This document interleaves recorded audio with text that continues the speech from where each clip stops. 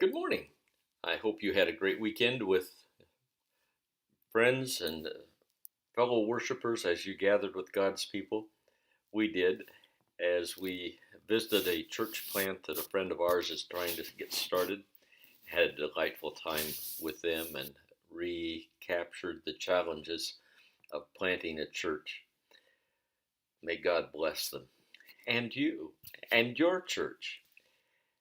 I want to apologize for the workload for week 5. It's very heavy.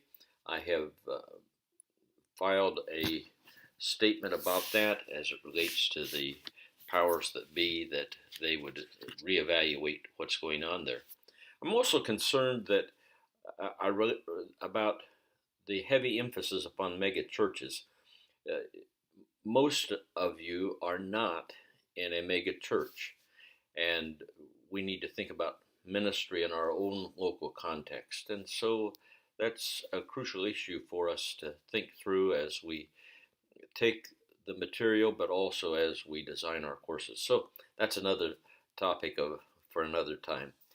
This week we have reading in Crouch of chapters 14 and 15, and in Branson and Martinez chapters 2, 4, and 5.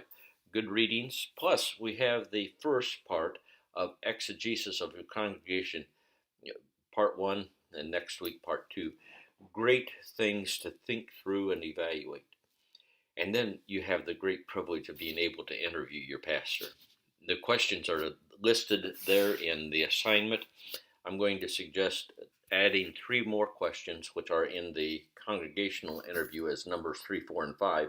Uh, what and the questions are: what are 2 or 3 things you like about your church, and if there were something you could really change?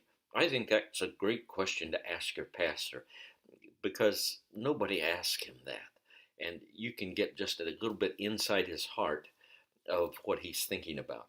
So those are great questions. I know that you're going to find it a stimulating time of interacting, and that you work on that when you go to write your blog.